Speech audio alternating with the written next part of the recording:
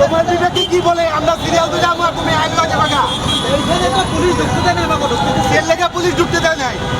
তাহলে ঢুকলেন কিভাবে? এই পুলিশ ঢুকতে দেন, আপনি ঢুকছেন কিভাবে? পুলিশ ঢুকতে দেন, আপনি ঢুকছেন কিভাবে? ওই যে লাইনে সিরিয়াল, হ্যাঁ, আপনি বে লাইনে ঢুকছেন। আমি একা আপনি বে লাইনে ঢুকছেন, সবাই বে লাইনে ঢুকছে, সবাই বে লাইনে ঢুকছে।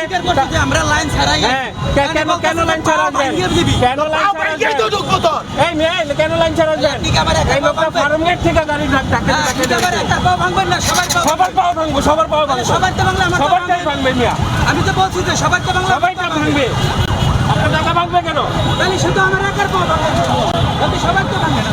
ঘন্টার পর ঘন্টা লোক গুলা সিরিয়াল আসছে, ব্যথা পাইস না? ঘন্টার পর ঘন্টা লোক গুলা সিরিয়াল কথা বললেন না, আপনি চাইছেন না, মেনে নিতে হবে। আপনি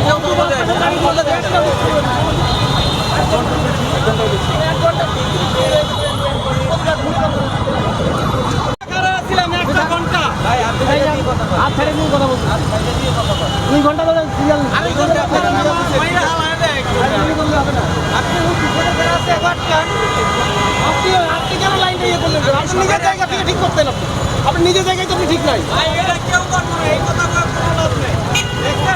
ওর জায়গায় ঠিক করতে হবে। আমরা আমরা নিয়ে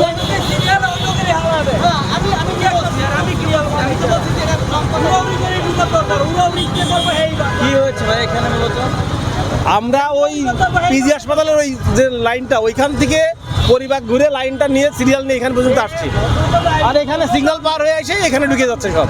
তাহলে আমরা যে 2 ঘন্টাতে সিরিয়ালটা নিলাম, তাহলে আমাদের লাভটা হলো কি? আমরা যে কষ্ট করতেছি না রোজা রেখে, আর এনারা এসে লাইনটা নিয়ে নেবে, তাহলে কি হয়? এটা কি হওয়া উচিত? এবং এইখানে যারা কর্তৃপক্ষ আছে তাদের এটা মেনটেন করা উচিত। দেখতেছেন যে বিষয়টা এরকম, যেহেতু